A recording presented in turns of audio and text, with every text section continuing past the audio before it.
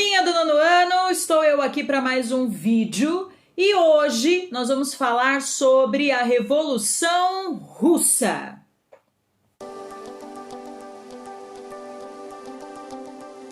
Importante a gente explicar em que contexto a Revolução Russa ela vai acontecer, para que a gente possa frisar isso bastante, né? A gente tem uma Rússia governada pela família Romanov, o czar Nicolau II, né, que vem à frente aí dessa família. Porém, o país começava a se afundar economicamente, né, enfrentar problemas graves de ordem econômica, principalmente, né, devido aí ao atraso em aderir à industrialização, às novas tecnologias, que era uma situação que já tinha acontecido, né, na Europa. A Europa já tinha passado pela primeira Revolução Industrial, né, na Inglaterra no século XVIII. Século XIX, segunda Revolução Industrial, que atingiu outros países da Europa, levou esses países ao processo do imperialismo, né, o neocolonialismo, busca de matéria-prima onde? Na África, né, que levou um outro contexto histórico que nós já estudamos aqui, né, da questão da cultura, né, de toda uma imposição da cultura europeia na África, todas aquelas consequências, mas a questão do imperialismo fez com que alguns países europeus enriquecessem cada vez mais, né? A Inglaterra, por exemplo, alimentou ainda mais as suas indústrias, assim como a França, assim como a Bélgica, assim como a Alemanha, devido ao processo do imperialismo. A Rússia já não fez parte disso, né? A Rússia já não passou por esse processo justamente porque a Rússia não tinha nem indústria, né? A população russa, ela ainda estava restrita ao campo. Era uma população extremamente agrária e que praticamente plantava para viver, né? Para o seu próprio sustento.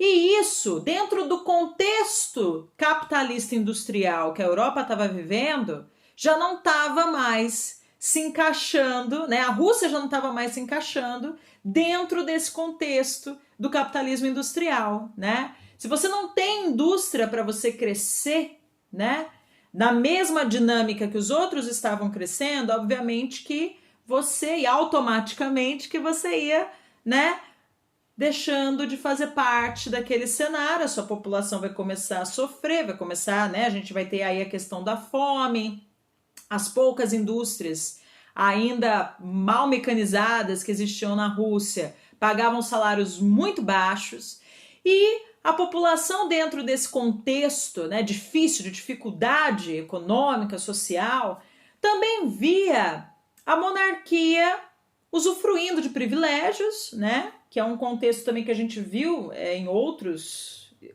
processos históricos, gastos, né, principalmente gastos com guerra, e a população não estava vendo sentido, né, em toda essa questão, em toda essa administração que o czar ele estava desse contexto dos gastos exagerados, né, com a guerra. A gente pode citar a guerra russo-japonesa, né, ou seja, Rússia e Japão, que foram disputar uma região da China chamada Manchúria, né? Uma região extremamente fértil e etc. Rica em manganês, que eles precisavam também por conta da indústria, né? Só que a população entendeu que ali existia um gasto, né, que a Rússia não estava podendo realizar. Porque enquanto o czar mandava suas tropas para resolver essa situação na Manchúria, a população ela teve seus salários diminuídos, né? Mas a carga horária de trabalho não diminuiu, começa a ter problema com fome, né? Desemprego. Então gera, obviamente, e é compreensível que gere a insatisfação.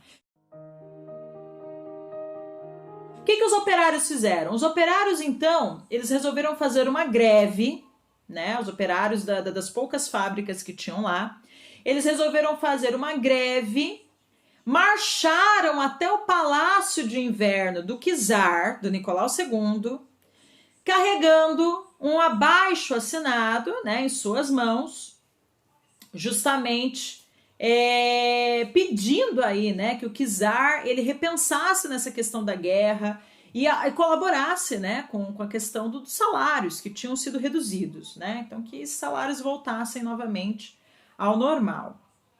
Infelizmente, quando eles chegaram a esse palácio, eles não foram, né, bem recebidos e, na verdade, ao invés do documento chegar ao czar, né, esse documento nem chegou ao czar, mas as tropas acabaram atirando em todos os manifestantes, né?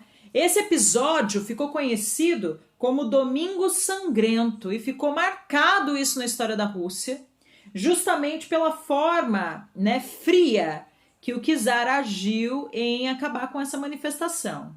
Para piorar a situação do czar, eles acabaram, né, a Rússia acabou perdendo a guerra russo-japonesa, acabou perdendo a guerra lá na Manchúria, ou seja, gastou dinheiro, ainda perdeu a guerra, né? A população ficou ainda mais revoltada, né? Até inclusive esse grupo que manifestava, né, os operários, né, que estavam à frente aí de todas essas, a greve e tal, eles montaram os sovietes, né, ou seja, se fortaleceram, era um grupo justamente para poder manifestar, né, organizar aí essa questão das reivindicações, e com medo, né, de que isso crescesse, o czar teve a ideia então de montar um parlamento, que ele chamou de Duma, né? Montando esse parlamento, a esperança do czar, né? Ele estava, na verdade, não é que era a esperança do czar, né? Ele estava jogando, assim, panos quentes na situação para acalmar justamente os sovietes, evitar que eles fizessem novas manifestações e até mesmo procurassem fazer a revolução, né? Tomar o poder, tirar o czar fora.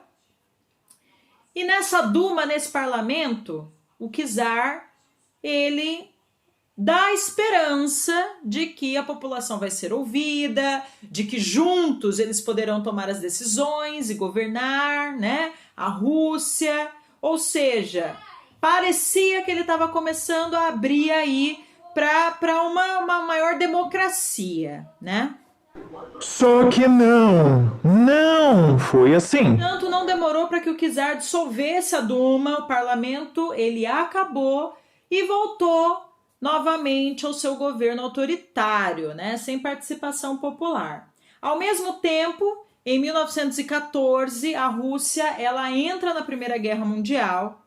Isso fez com que vários, né, soldados fossem mortos. Na verdade, para a Rússia foi uma grande desgraça,